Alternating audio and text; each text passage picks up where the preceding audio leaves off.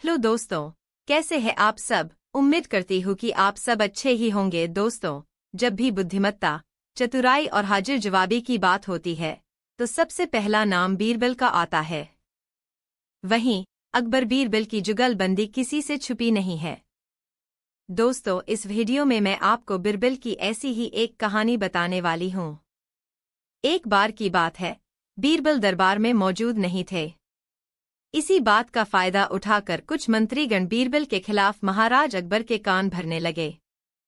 उनमें से एक कहने लगा, महाराज, आप केवल बीरबल को ही हर जिम्मेदारी देते हैं और हर काम में उन्हीं की सलाह ली जाती है। इसका मतलब यह है कि आप हमें अयोग्य समझते हैं। मगर ऐसा नहीं है, हम भी बीरबल जितने ही योग्य हैं। महाराज को बीरबल बहुत प्रिय थे। वह उनके खिलाफ कुछ नहीं सुनना चाहते थे, लेकिन उन्होंने मंत्रीगणों को निराश न करने के लिए एक समाधान निकाला। उन्होंने उनसे कहा, मैं तुम सभी से एक प्रश्न का जवाब चाहता हूँ, मगर ध्यान रहे कि अगर तुम लोग इसका जवाब न दे पाए तो तुम सबको फांसी की सजा सुनाई जाएगी। दरबारियों ने झिझक कर महाराज से कहा, ठीक है महाराज, हमें आपकी ये शर्त मंजूर है, लेकिन पहले आप प्रश्न तो पूछिए। महाराज ने कहा, दुनिया की सबसे बड़ी चीज क्या है। यह सवाल सुनकर सभी मंत्रीगण एक दूसरे का मुंह ताकने लगे। महाराज ने उनकी ये स्थिति देखकर कहा, याद रहे कि इस प्रश्न का उत्तर सटीक होना चाहिए। मुझे कोई भी अटपटा सा जवाब नहीं चाहिए। इस पर मंत्रीगणों ने राजा से इस प्रश्न का उत्तर देने के लिए कुछ दिनों की मोहलत मांगी। राजा भी इस बात के लिए तैयार हो गए। महल से बाहर निकलकर सभी मंत्रीगण इस प्रश्न का उत्तर ढूंढने लगे।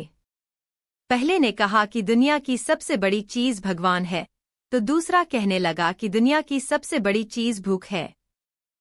तीसरे ने दोनों के जवाब को नकार दिया और कहा कि भगवान कोई चीज नहीं है और भूख को भी बर्दाश्त किया जा सकता है।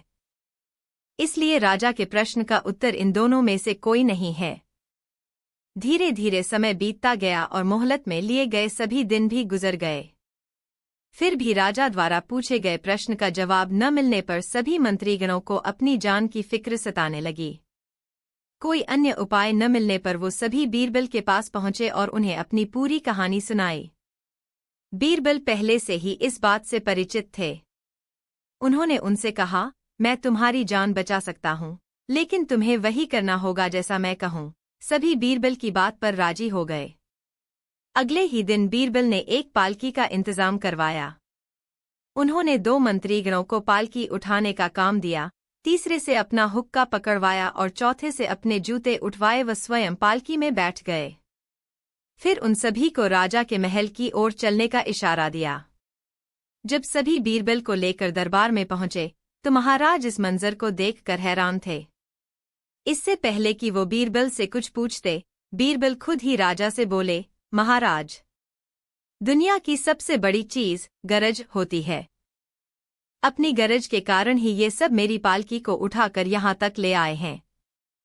यह सुनकर महाराज मुस्कुराए बिना न रह सके और सभी मंत्रीगण शर्म के मारे सिर झुकाए खड़े रहे। दोस्तों, इस कहानी से हमें यह सीख मिलती है कि हमें कभी भी किसी की योग्यता से जलना नहीं चाहिए, बल्कि उससे सीख लेकर खुद को भी बेहतर बनाने की कोशिश करनी चाहिए।